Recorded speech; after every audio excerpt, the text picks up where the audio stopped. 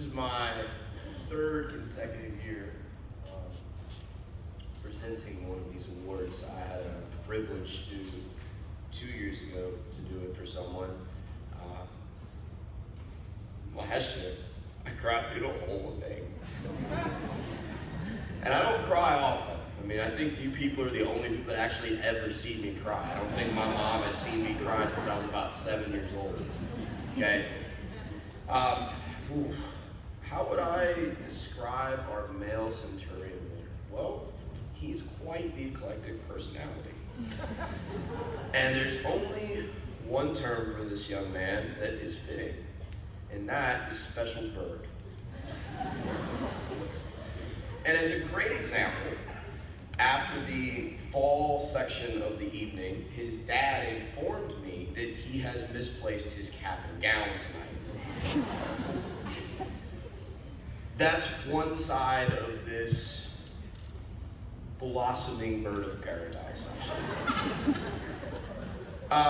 John went to UNCW camp for boys soccer with us when he was in 8th grade. And his journey to Coastal was not guaranteed. And in fact, some of you might have been in the room when his father spoke about that journey at the annual fund dinner a couple of years ago. And today, still the best speech I have ever heard given in this place. And it was the work of a former student and a number of other people that made his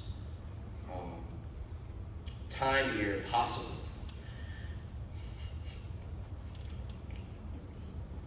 What a blessing.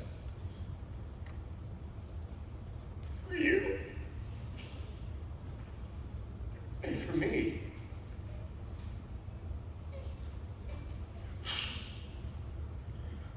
John has won countless awards, okay? You name it. But to point them out would actually make him uncomfortable because it's not what he pursues. He doesn't want you to give him an award so that he can pat himself on the back. It's just not who he is. The one thing he has always been about is the journey, right? The work day in and day out. And this is a great part because there is the side of John that misplaces his cap and gown, but then there's the other side of John that is always hungry and humble. And those two things are what I admire the most of him. I'll give you a couple of examples. I can count, look, everybody wants to come up here and praise their athletes, okay? I'll tell you a great story. A couple of years ago, the boys in the preseason, they had like a sleepover slumber party here in the gym. John was up 30 minutes before anyone else, wakes up Coach Shuffle and asks Coach Shuffle, hey, do you want to go ahead and get rolling? Before he's even awake. He's the first one there, and he's the last one to leave. I can count 7, 8, 9, 10 times this year alone where I'm leaving 45 minutes after something, and he's here having a conversation, mentoring someone, listening to someone, being there for someone. The other one that very much goes unnoticed is trash. And to me, trash is a sign of character. If you see trash and you don't pick it up, I'm here to tell you, you're an awful person. And I'm not kidding when I say that. If it's there, pick it up. Go be a good steward of God's kingdom. Like if you're sitting there, well, it's not mine, it's not my, yes, it is your problem. But John is someone that you don't have to tell him to do that. Or in fact, many times I'm trying to have a conversation with him and he's picking up trash. So those couple of things speak to his character, but to me, I've got a couple others. So John was my assistant coach this year. Now, what senior in high school is going to volunteer their spring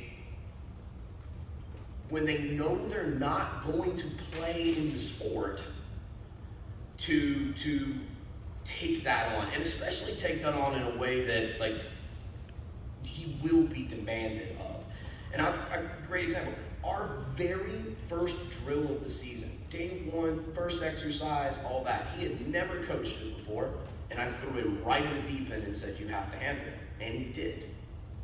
But that's always been the way John has been, because he's always attacked everything that's been in front of him with a goal of mastering that, and that is what has enabled him to be great.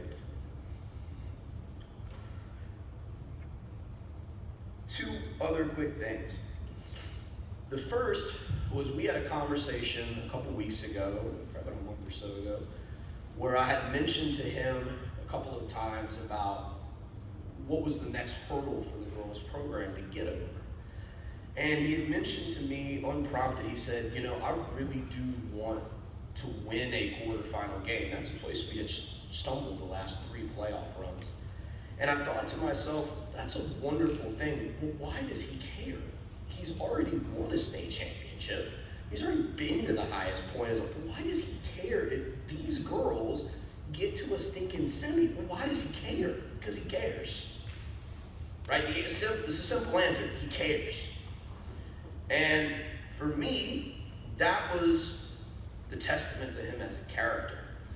And the last thing I'll say was after our semifinal loss, John said to me, you make me a better person. There is not a more, let me rephrase, there's not a greater compliment you can get from someone if you are a mentor to them. But the beauty of the situation is that it actually works both ways. I'm a better person because of John. Notice, none of this has been about who he is as a player, because let's be honest, he carried us to that championship in the playoffs, okay?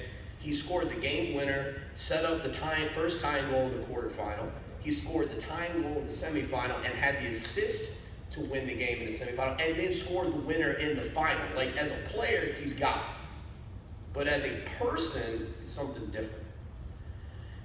For me, it works both ways, because when I was frustrated, angry, wanting to go onto my island, John did not allow me or the team to do that through his intensity, his care, and his character. And for someone to invest as much time and energy and care as he did in these young ladies, and he had no reason to do it, speaks to the selfless sacrifice.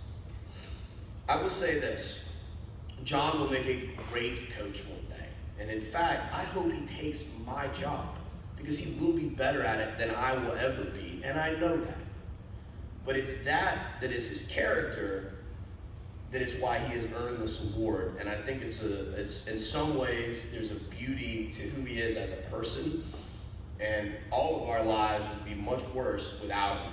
So our male Centurion award is John Blackburn.